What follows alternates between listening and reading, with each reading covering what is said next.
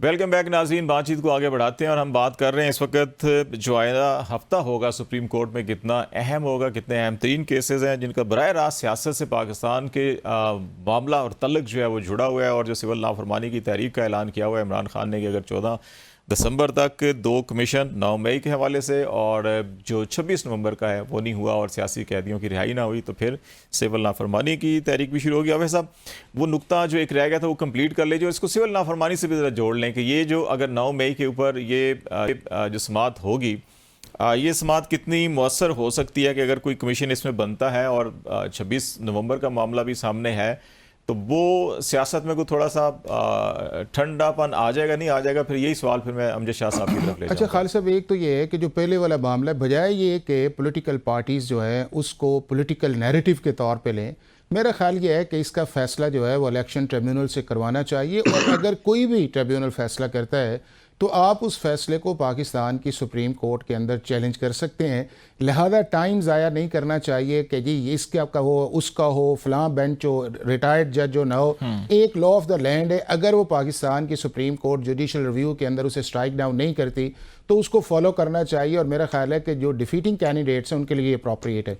दूसरा, आपने 9 मई के अंदर बात की। अब 9 मई जो है उसके ऊपर जो सबसे बड़ा प्रॉब्लम है वो ये है कि कमीशन बनाना फेडरल गवर्नमेंट का काम है। पाकिस्तान की सुप्रीम कोर्ट या हाई कोर्ट जो है वो कमीशन नहीं बना सकती। वैसे जैसे 2013 का रेफरेंस आप बिल्कुल जो है वो बिल्कुल नहीं उसके अंदर बना सकती, चूंकि ये है कि एक एग्जीक्यूटिव है और उसके अंदर आपके जो सर्टेन TORs हैं वो भी फेडरल गवर्नमेंट डिफाइन करती है। और उसके बाद अगर वो समझती है, जो सेक्शन 3 के नीचे है जो कमीशन ऑफ इंक्वायरीज एक्ट 2017 है, वो पाकिस्तान के चीफ जस्टिस जो हैं वो सुप्रीम कोर्ट के या हाई कोर्ट को भी लिख सकती है, खुद भी बना सकती है। लेकिन अच्छा, वैसे इसमें एक सवाल ये पैदा होता है साहब कि जो इस वक्त हालात हैं, जितनी तनाव है, कशीदगी है और जिन मामलात की बुनियाद की वजह से इस वक्त जो है कि हर कोई ना तकसीम हुआ है, माशरा पूरा का पूरा, सियासत, मईशत, माशरत, हर चीज़ है। तो आप समझते हैं गवर्नमेंट को खुद इनिशिएटिव ले लेना चाहिए कि अच्छा यार ठीक है इसके ऊपर कमीशन बनाते हैं, जो असल लोग हैं उनको कैसे किरदार तक पहुंचाएं? देखें खालिद, आज जो भी कमीशन फेडरल गवर्नमेंट बनाएगी PTI उसको एक्सेप्ट नहीं करेगी। ये सिर्फ एक पॉलिटिकल नैरेटिव है।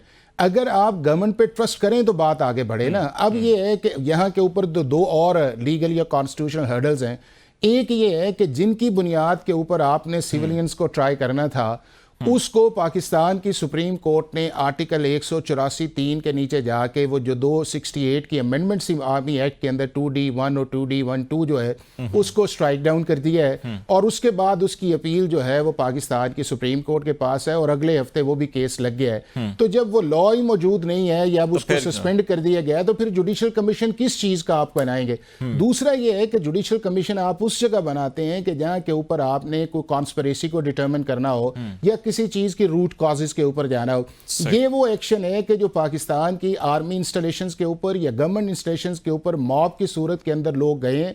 मुल्क की जो है वो 200 से ज्यादा जो है वो आपके आउटब्रेक्स हुए हैं, 62 से ज्यादा गवर्नमेंट बिल्डिंग आई है। एक फोरेंसिक एविडेंस है, उस फोरेंसिक एविडेंस के अंदर जाके आपने डिटरमिन करना। गलती जहां पे हुई है सारे प्रोसेस के अंदर, मैं समझता हूं कि गवर्नमेंट को दोनों में से एक लॉ अप्लाई करना चाहिए था। या पाकिस्तान आर्मी एक्ट अप्लाई करते या एंटी टेररिज्म एक्ट जो है वो अप्लाई करती। जब आपने दोनों जगह कर दिया तो फिर PTI के लिए या जो इस सारे सिचुएशंस के अंदर चाह रहे थे स्पेस लेना, तो वो स्पेस बनी कि जी ये कौन सी एक ऐसी एनोलॉजी है कि कुछ लोग जो हैं वो आपके आर्मी एक्ट के अंदर जा रहे हैं, कुछ एंटी टेररिज्म के अंदर जा रहे हैं।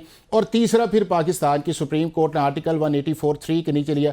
मैं ये समझता हूं कि जब लॉ और पाकिस्तान की जजमेंट्स सुप्रीम कोर्ट की या कॉन्स्टिट्यूशन वाजे है, आर्टिकल 8 के नीचे जो है वो आर्मी एक्ट की प्रोटेक्शन है, उसके अंदर ये था कि ये सारे लोग जिन जगहों पे पाए गए हैं वो पाकिस्तान की मिलिट्री इंस्टॉलेशंस है, नोटिफाइड एरियाज है, इन सारों को पाकिस्तान आर्मी एक्ट के नीचे जाना चाहिए था ताकि कोई ये आर्गुमेंट न करता कि जी पिक एंड चूज हुआ है और वो पिक एंड चूज जो है वो मुनासिब नहीं है। शाह साहब, ये बुनियादी नुकता ये आपके सामने भी है, आपने इस पर कुछ कमेंट्स किए थे। और दूसरा मामला जो है कि ये तहकीकाती कमीशन के हवाले से, अदालती कमीशन, क्योंकि इस वक्त पूरी सोसाइटी है, आपकी लीगल फर्टेनिटी देख लें, अदालतों के अंदर देख लें, सहाफत के अंदर देखें, मईशत के अंदर, हर जगह के ऊपर इस वक्त जो है ना तफरीक बड़ी वाज़े तौर के ऊपर हमें नज़र आ रही है। और ये तफरीक ख़त्म होनी चाहिए, ख़त्म तो शायद ना हो, कम से कम होनी चाहिए और जल्द से जल्द होनी चाहिए आगे बढ़ने के लिए। तो ये समझते हैं कि ये जो 9 मई या 26 नवंबर के जो मामलात के ऊपर कह रहे हैं जी कि अदालती कमीशन, जुडिशल कमीशन होना चाहिए, अगर कानून नहीं है तो क्या हुकूमत को खुद इनिशिएटिव नहीं लेना चाहिए? हुकूमत अगर कहती है कि सारा का सारा ये बुलवाइयों ने या इंतशारियों ने किया या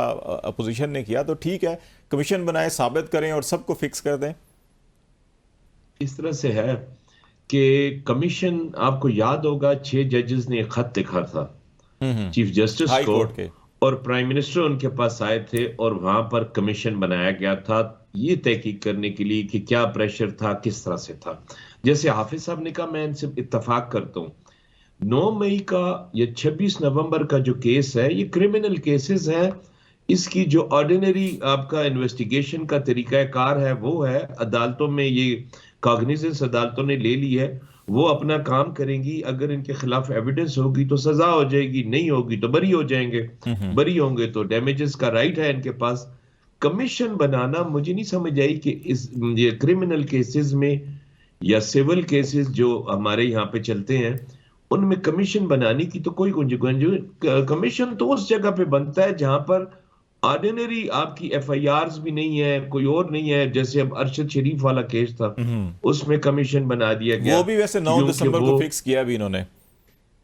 हाँ जी, कि वो क्योंकि कीनिया में वो केस हुआ था, तो वो यहाँ पे क्या सूरत हाल थी, किस तरह हुआ, वो एक अलग चीज है। लेकिन मेरा नहीं ख्याल कि इन 9 मई और 26 नवंबर के लिए कोई कमीशन बनना चाहिए, या हुकूमत बना भी दे तो उसका कोई फायदा होगा, क्योंकि वो जो नीचे केसेस एफआईआर्स हैं या जो प्रोसीडिंग्स हो रही हैं वो भी सब जुडिस मतलब मौजूद हैं अदालतों के अंदर।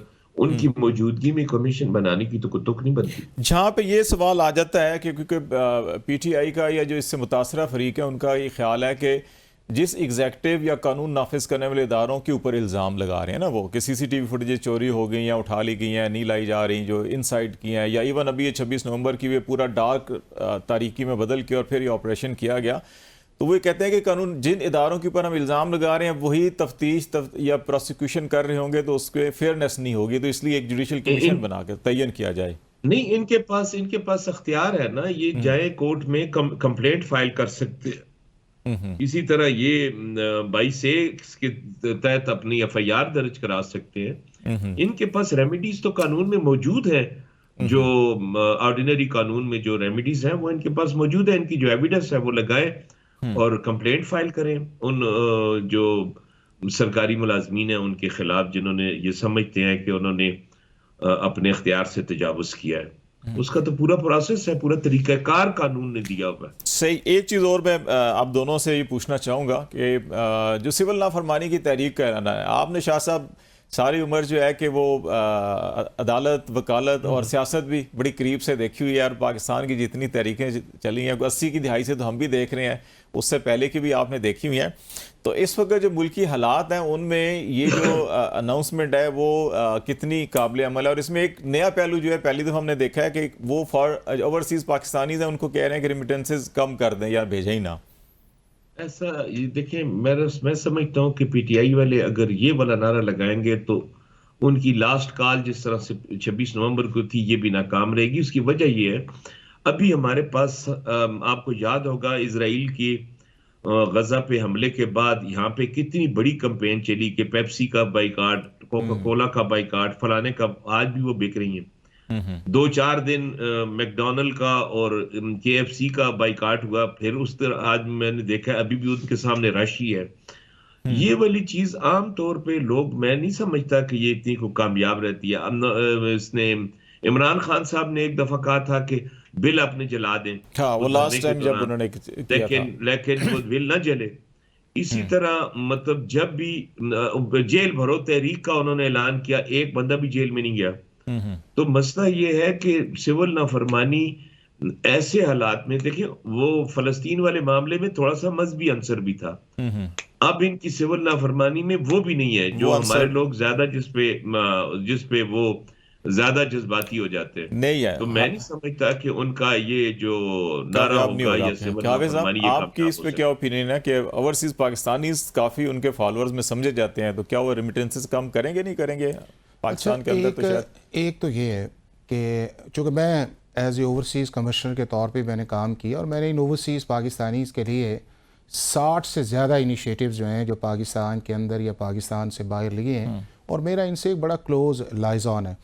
अगर इस कॉन्टेक्स्ट के अंदर देखा जाए तो पाकिस्तान के जो सबसे ज़्यादा रेमिटेंसेस पाकिस्तान के अंदर आते हैं वो एरियाज़ के अंदर है जिनकी फैमिलीज़ पाकिस्तान के अंदर रहती हैं और वो ज़्यादा जो हैं वो आपका सऊदी अरब है, यूएई है और आपके जीसीसी कंट्रीज़ हैं। ये जो अमेरिका है या बरतानिया है, यहाँ से ऊपर जो है वो आपको चूँकि ज़्यादा फैमिलीज़ जो हैं वो बाहर के मुल्क के अंदर ही उनकी रहती हैं, तो उस तरह के रेमिटेंसेस जो हैं उस रेशो के हिसाब से अमेरिका या ऑस्ट्रेलिया के अंदर नहीं है।